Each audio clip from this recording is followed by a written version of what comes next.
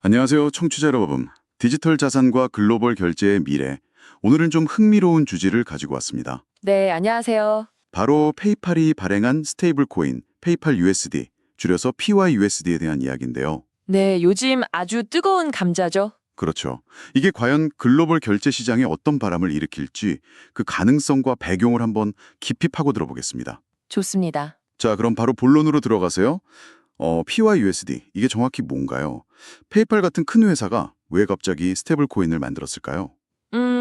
그게 단순히 갑자기는 아닐 겁니다. 페이팔의 오랜 전략이 숨어 있다고 봐야 하는데요. 아, 그런가요? 네, PYUSD는 그냥 새로운 디지털 화폐 하나 추가? 뭐 이런 개념이 아니고요. 네네. 페이팔이 이미 가지고 있는 그 수억 명의 사용자, 그리고 수천만 가맹점 네트워크가 있잖아요. 네, 엄청나죠, 그 기반이. 바로 그 강력한 결제 네트워크랑 아주 긴밀하게 연결되도록 처음부터 그렇게 설계된 겁니다. 그게 핵심이에요. 아하, 그러니까 기존의 그 막강한 사용자 기반 위에서 뭔가 디지털 화폐의 장점을 활용해 보겠다. 이런 전략이군요. 네, 맞습니다. 자신들의 최대 강점을 활용하려는 거죠. 근데요, 이미 시장에는 뭐 테더나 USDC 같은 스테이블 코인들이 꽉 잡고 있잖아요. 그렇죠. 경쟁이 치열하죠. 네, PYUSD가 이들과 경쟁해서 살아남으려면 뭔가 좀 달라야 할 텐데 어떤 차별점이 있을까요? 그거 아주 중요한 지적입니다. 기존 스테이블 코인들은 주로 이제 암호화폐 거래소에서 쓰이거나 네, 맞아요. 트레이딩 용도로 많이 쓰이죠. 네. 아니면 좀 더 기술적인 뭐 디파이 이런 데서 활용되는 경향이 강했거든요. 음, 근데 PYUSD는 시작부터 방향이 좀 다릅니다. 페이팔 앱을 쓰는 일반 소비자들이나 온라인 상점에서 정말 결제 수단으로 쓰이는 것. 아, 실제 결제요? 네. 그걸 최우선 목표로 삼고 있다는 점이 가장 큰 차이점이죠. 뭐랄까, 암호화폐 투자자보다는 그냥 일상적인 결제 사용자들을 더 겨냥하고 있다는 겁니다. 아, 그러니까 타겟 자체가 다르다는 거네요.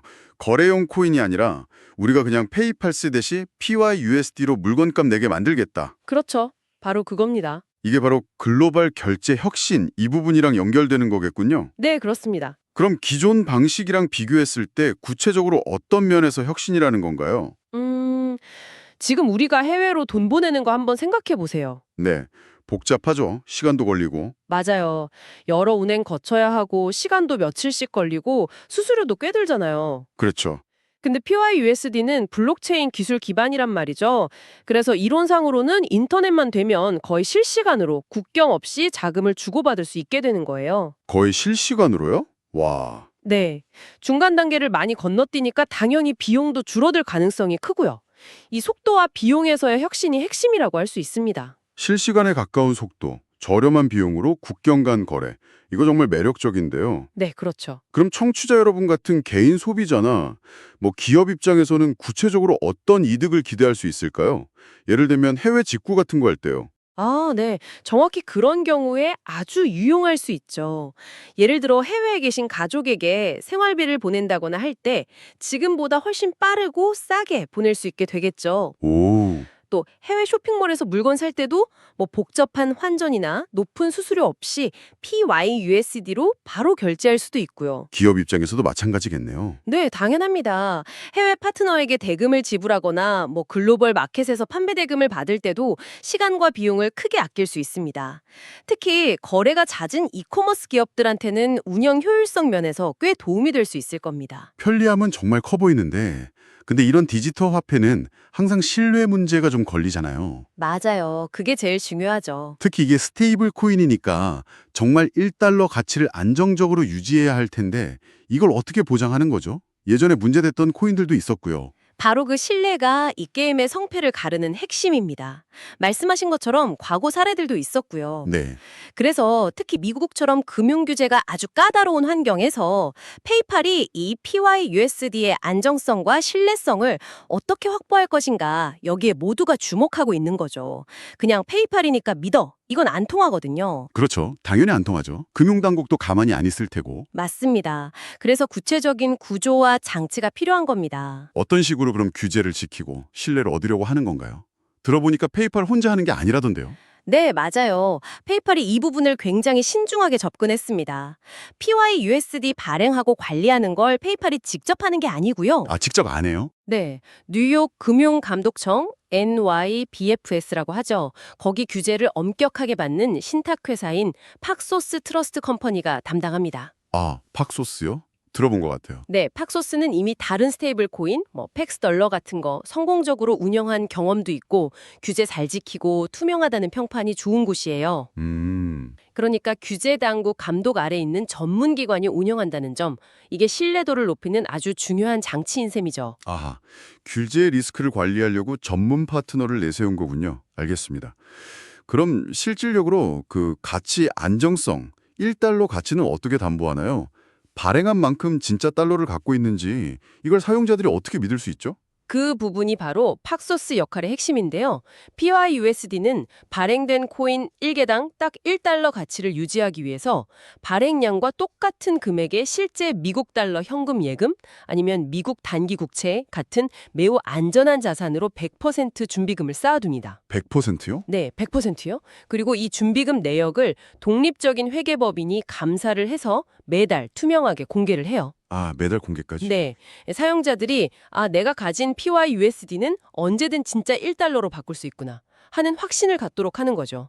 이 투명한 담보 관리 모델이 신뢰의 기본 바탕이 되는 겁니다. 규제 준수를 위한 팍소스와의 협력, 그리고 투명하게 공개되는 100% 준비금.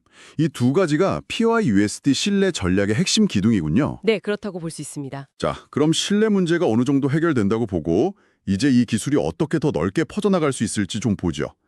PYUSD가 페이팔이나 벤모 앱안에서만 쓰이는 건 아니겠죠? 다른 플랫폼하고도 호환이 되나요? 이 상호 운용성, 이게 궁금한데요. 기술적으로 보면요. PYUSD는 이더리움 블록체인 위에서 만들어졌어요.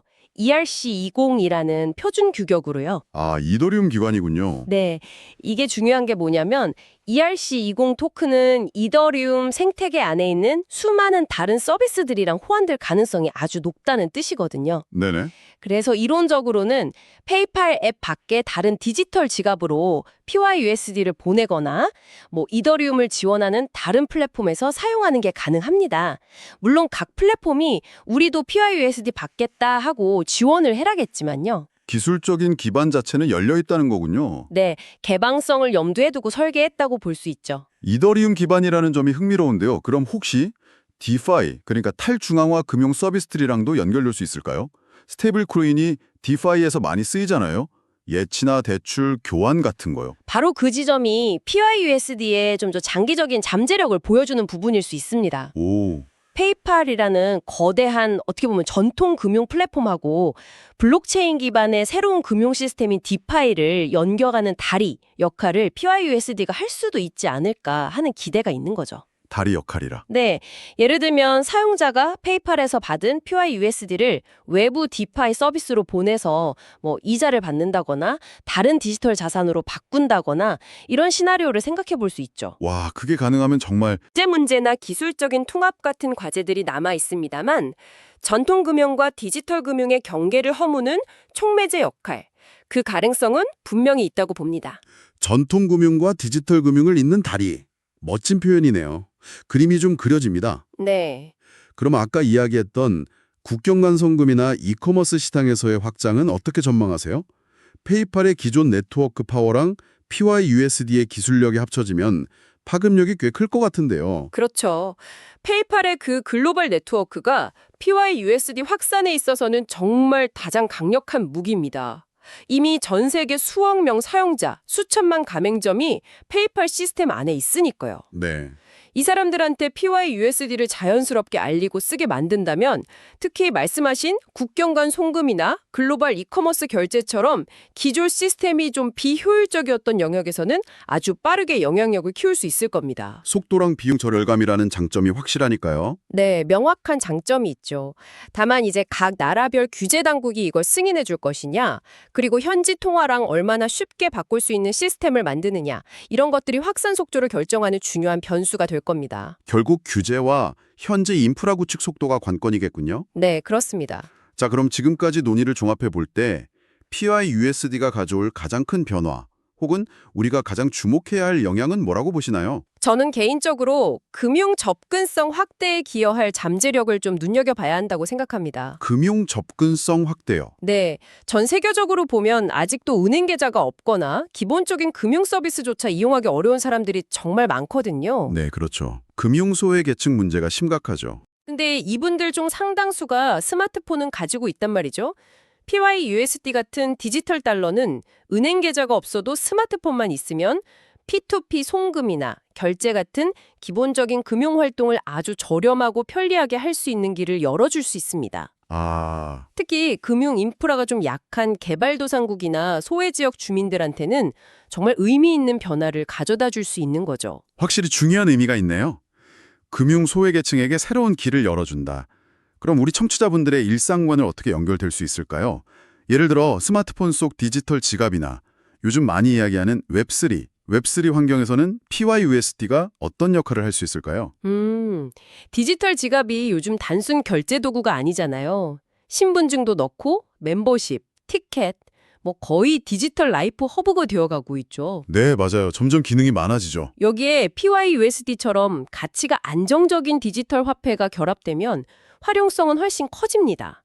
국내외 결제, 친구한테 돈 보내는 P2P 송금은 기본이고요. 네. 예를 들어 NFT 마켓플레이스에서 마음에 드는 작품을 PYUSD로 바로 산다거나 아니면 메타버스 공간에서 아이템이나 서비스를 구매하는 등 웹3 환경에서의 경제 활동이 훨씬 더 매끄러워질 수 있어요. 아, 웹3 결제가 쉬워지는군요. 네. 사용자의 온라인, 오프라인 금융 경험을 하나로 묶어주는 열쇠가 될 수도 있다고 봅니다. 듣고 보니 정말 다양한 가능성이 열려 있는 것 같습니다. 하지만 이런 장밋빛 전망만 있는 건 아니겠죠. 분명히 어려움도 있을 텐데요. 장기적으로 PYUSD는 어떤 도전 과제나 경쟁에 직면하게 될까요? 당연히 경쟁이 치열할 겁니다. 아까 말씀하셨던 테더, USDT, 서클, USDC 같은 기존 강자들이 시장을 꽉 잡고 있고요. 이들도 계속 발전하고 있거든요. 그렇죠. 여기에 뭐 구글이나 애플 같은 다른 빅테크 기업들도 언제든 비슷한 서비스를 내놓을 수도 있고요. 아, 그것도 가능성이 있겠네요. 네. 하지만 어쩌면 가장 큰 잠재적 경쟁자는 각국 중앙은행들이 직접 발행하려고 준비 중인 디지털 화폐, 즉 CBDC, 센트럴 뱅크 디지털 커런시일 겁니다. 아, CBDC요? 만약에 미국 정부가 공식 디지털 달러 CBDC를 발행한다면 페이팔 같은 민간 기업이 발행할 스테이블 코인의 역할이나 위상, 그리고 규제 환경 자체가 크게 달라질 수 있습니다. 그렇죠. 정부가 직접 하면 파급력이 다르겠죠. 네, PYUSD는 이런 복잡하고 치열한 경쟁 환경 속에서 자기 자리를 찾아야 하는 숙제를 안고 있는 거죠. 민간 기업끼리의 경쟁을 넘어서 국가가 발행하는 디지털 화폐와의 경쟁까지 정말 쉽지 않은 싸움이 되겠네요. 그렇습니다. 자, 오늘 페이팔의 스테이블 코인 PYUSD에 대해 정말 깊이 있게 살펴봤습니다. 페이팔이라는 거대 기업이 단순히 그냥 기술 유행을 따라가는 게 아니라 네. 자신들의 그 강력한 네트워크를 발판 삼아서 글로벌 결제 시장의 판도를 바꾸려는 아주 야심찬 계획을 가지고 있다는 점. 그리고 이걸 성공시키기 위해서 규제 준수나 신뢰 확보에 얼마나 공을 들이고 있는지가 참 인상 깊었습니다. 네, 그렇죠. 준비를 많이 한 티가 나죠. 네, 이게 결국 청취자 여러분들의 금융생활에도 뭐 더 빠르고 저렴한 해외 거래라든지 아니면 새로운 웹3 서비스 이용 경험 같은 변화로 다가올 수도 있겠다 이런 생각이 드네요. 주목해 볼 필요가 있겠습니다. 네. 오늘 나눈 이야기를 바탕으로 마지막으로 한 가지만 더 생각해 볼 질문을 던지고 싶습니다. 오, 네. 어떤 걸까요? 이 PYUSD처럼 거대 기술 기업이 주도하는 스테이블 코인이 널리 쓰이게 되면요. 금융 시스템 전체가 페이팔 같은 소수의 플랫폼에 더 종속되는 뭐랄까 일종의 중앙 집중화가 더 심해지는 거 아니냐? 이런 우려가 있습니다. 그런 우려가 있을 수 있겠네요. 반면에 블록체인 기술 자체가 가진 그 분산적인 특성 덕분에 오히려 사용자들이 중개자 없이 더 자유롭게 금융활동을 할 수 있는 새로운 기회가 열릴 거다. 이런 기대도 같이 있거든요. 네, 양면성이 있군요. 과연 미래는 어느 쪽으로 흘러갈까요? 어쩌면 기술의 잠재력과 거대 플랫폼의 영향력 사이에서 결국 사용자들이 어떤 가치를 더 중요하게 생각하고 무엇을 신뢰라고 선택하느냐가 그 방향을 결정하게 될지도 모르겠습니다. 아, 이 질문에 대한 답을 찾아가는 과정을 지켜보는 것이 중요할 것 같습니다. 플랫폼의 힘과 기술의 분산성 사이의 긴장감, 그리고 그 안에서 사용자의 역할이 중요하다. 정말 곱씹어 볼 만한 화두를 던져주셨네요. 오늘 이야기는 여기까지 나누도록 하겠습니다. 네, 수고하셨습니다. 다음 시간에는요, 저희가 아시아 시장으로 한번 눈을 돌려보려고 합니다. 아시아 시장이요? 네, 다음 시간에는 홍콩을 기반으로 빠르게 성장하고 있는 또 다른 달러 연동 스테이블 코인이죠. FDUSD에 대해서 알아볼 겁니다.